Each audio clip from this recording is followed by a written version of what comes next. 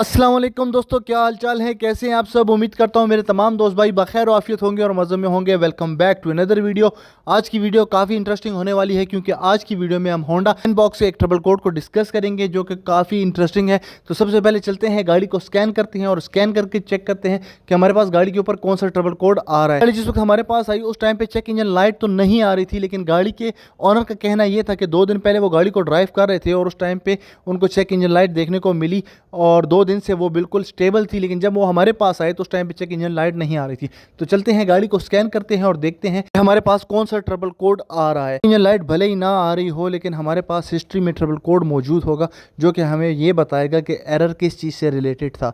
तो चलते हैं दोस्तों, उसको स्कैन करते हैं, इंजन कंट्रोल मॉड्यूल से कम्युनिकेशन करते हैं और चेक करते हैं हमारे ट्रबल कोड को और उस ट्रबल कोड के ऊपर काम करते हैं। कम्युनिकेशन स्कैनर का बिल्ड हो चुका है। अब जाते हैं, री ट्रबल कोड करते हैं और देखते हैं हमारा करंट ट्रबल कोड आ रहा है P0137 HO2 sensor two circuit low voltages. ये ट्रबल कोड आने की रीज़न ये होती है, हमारा डाउन स्ट्रीम सेंसर या तो लीन कंडीशन डिटेक्ट कर रहा है या फिर उसका जो इंटरनल सर्किट है वो फेलियर हो चुका है और वो हमें सही से रीडिंग प्रोवाइड नहीं कर रहा। अनफॉर्चुनेटली मैं इस गाड़ी की डाटा स्ट्रीम की वीडियो आपके साथ शेयर नहीं कर सका क्योंकि दूसरी गाड़ी खड़ी तो मैंने उसको चेक करना था। चलते हैं, इस ट्रबल कोड को रिपेयर मैनुअल में चेक करते हैं कि यह ट्रबल कोड हमारे पास जब भी आता है तो हमारे पास क्या कंडीशंस हो सकती हैं या किन वजूहात की वजह से ये ट्रबल कोड हमें देखने को मिलता है। दोस्तों, हमारा जो डाउन स्ट्रीम सेंसर होता है, डाउन स्ट्रीम सेंसर हमारे पास नैरो बैंड सेंसर होता है हमेशा, और ये लगा होता है कैड को मॉनिटर करने के लिए। डाउन स्ट्रीम सेंसर की मदद से ECM जो है वो डिटेक्ट करता है कि हमारा जो 3-वे कैटालिटिक कन्वर्टर है वो ठीक से परफॉर्मेंस कर रहा है, उसकी एफिशिएंसी पूरी है या बिलो द थ्रेशोल्ड तो नहीं है। ट्रबल कोड को समझने के लिए हमें नैरो बैंड सेंसर के इंटरनल स्ट्रक्चर को थोड़ा सा समझना होगा। किसी भी मॉडर्न कार में डाउन स्ट्रीम सेंसर यूज़ किया जाता है वो जिरकोनिया टाइप सेंसर होता है। नैरो बैंड सेंसर के अंदर हमारे पास जिरकोनिया एलिमेंट होता है, हमारे पास हीटर होता है और हीटर के अंदर एक ट्यूब होती है और साइड पे जो उसके क्लिप्स होते हैं और इसकी जो माउंटिंग होती है वो होती है। दोस्तों, तो चलते हैं, इसका इंटरनल स्ट्रक्चर थोड़ा सा देखते हैं और समझने की कोशिश करते हैं कि हमारा नैरो बैंड सेंसर कैसे काम करता है। दोस्तों, इस पॉइंट पे जब आपको देखें, ये जो आपको दिखाई दे रहा है ये इसका हीटर है और हीटर की ट्यूब अंदर से खाली होती है और इसकी साइडों पे हमारे पास सॉलिड इलेक्ट्रोलाइट जिरकोनिया एलिमेंट होता है। जिरकोनिया एलिमेंट ही बेसिक डिटेक्शन के लिए यूज़ किया जाता है नैरो बैंड सेंसर के अंदर। ये जो हमारे पास हीटर की ट्यूब है इसके अंदर पीछे से सेंसर की वायर की साइड से एटमॉस्फेरिक प्रेशर या हवा यहाँ से दाखिल करती है और इस हवा को हीटर जो है तो हीट करके इसके आयोन्स को गर्म कर देता है। हीटेड ऑक्सीजन सेंसर के आयोन्स को गर्म कर देता है।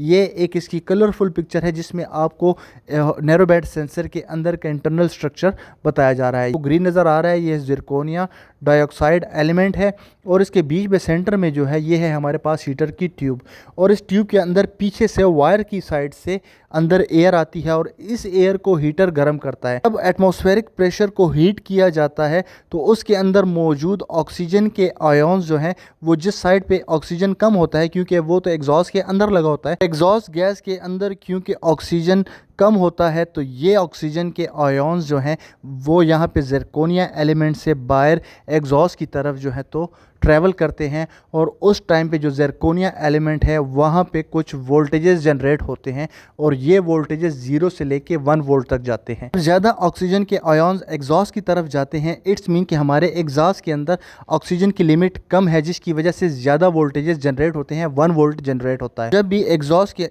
अंदर ऑक्सीजन आयन्स ज़्यादा हो जाते हैं तो हमारे जो वोल्टेजेस हैं वो भी 200 मिली वोल्ट या 100 मिली वोल्ट की रेंज तक आ जाते हैं, जो कि हमें ये इंडिकेट करता है कि एग्जॉस्ट के अंदर हवा जो है वो ज़्यादा है, ऑक्सीजन जो है वो ज़्यादा है। अब चलते हैं थोड़ा सा फर्दर इस ट्रबल कोड से रिलेटेड चीज़ों को देखते हैं कि हमारे पास ये ट्रबल कोड आता है तो उसमें क्या क्या चीज़ें होती हैं। तो इसमें हमारे पास या तो हमारा जो हीटर है वो ख़राब हो चुका है और या फिर हमारा जो एयर फ्यूल रेशो है वो बहुत ज़्यादा रीच हो चुका है, जिसकी वजह से हमें ये ट्रबल कोड देखने को मिल रहा है। अब एयर फ्यूल रेशो रिच होने से ये लीन कैसे हुआ ये भी आपको फर्दर वीडियो में बताते हैं।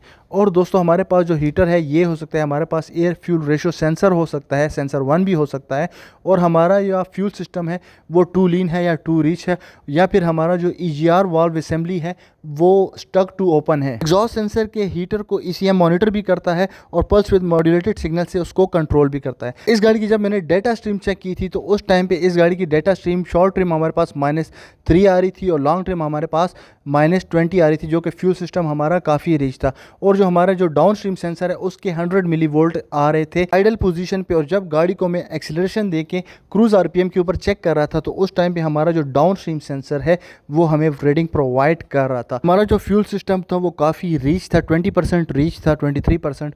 और जो हमारा जो इंजेक्टर वॉल्यूम है दोस्तों वो 1.7 आ रहा था, जबकि इस गाड़ी का नॉर्मल इंजेक्टर वॉल्यूम, जो इंजेक्टर की पल्स विद होती है, वो 2.3 ms होती है। इस पॉइंट पे ये तो क्लियर है जो हमारा जो अपस्ट्रीम सेंसर है वो ये डिटेक्शन कर रहा था कि फ्यूल सिस्टम रिच है, और ECM ने दोस्तों जो पल्स विद है उनको घटा दिया था, जिसकी वजह से हमारा जो पल्स विद है वो कम हो चुका था। इसी वजह से हमारा डाउन स्ट्रीम सेंसर फुली लीन कंडीशन डिटेक्ट कर रहा था।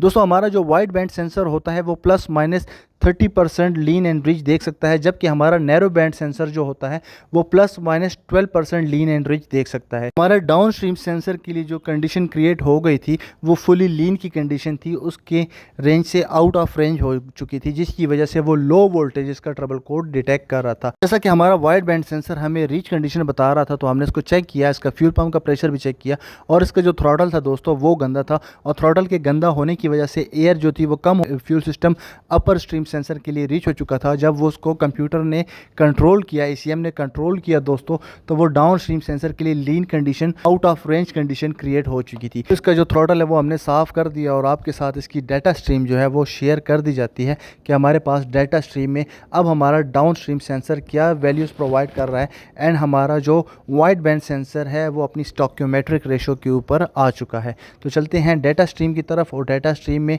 आपको पैरामीटर्स जो है वो शो करवाते हैं। तो हमारी शॉर्ट FT जो है वो 0.95, मतलब कि हमारी 5% रीच आ रही है, और हमारी जो लॉन्ग FT है वो बिल्कुल स्टोकियोमेट्रिक रेशो के ऊपर बिल्कुल ठीक है, और हमारी जो शॉर्ट FT है वो भी ठीक है। इसको 5% को हम well and good he consider करेंगे। अब चलते हैं हमारे डाउन स्ट्रीम सेंसर को चेक करते हैं और उसको देखते हैं कि वो हमें आइडल के ऊपर अब कितने वोल्टेजेस प्रोवाइड कर रहा है। इसकी एक वजह ये भी हो सकती है, कुछ गाड़ियों के अंदर हमारा जो डाउन स्ट्रीम सेंसर है वो एक जॉइंट के बाद लगा होता है, और वो जॉइंट जहाँ से एग्जॉस्ट लीक कर रहा हो उसकी वजह से हमें इसी तरह का ही प्रॉब्लम देखने को मिलता है। ये ज़्यादातर विड्स के अंदर होता है। तो कुछ छोटी सी इन्फॉर्मेशन जो मैंने अपने भाइयों के साथ शेयर करी, उम्मीद करता हूँ आपको ये वीडियो पसंद आई होगी, आपको अच्छी लगी होगी। वीडियो आपको पसंद आई हो, अच्छी लगी हो तो चैनल को लाइक, शेयर एंड सब्सक्राइब ज़रूर करें। मिलते हैं नेक्स्ट वीडियो में किसी और टॉपिक के साथ, तब तक स्टे ट्यून। अल्लाह हाफिज़।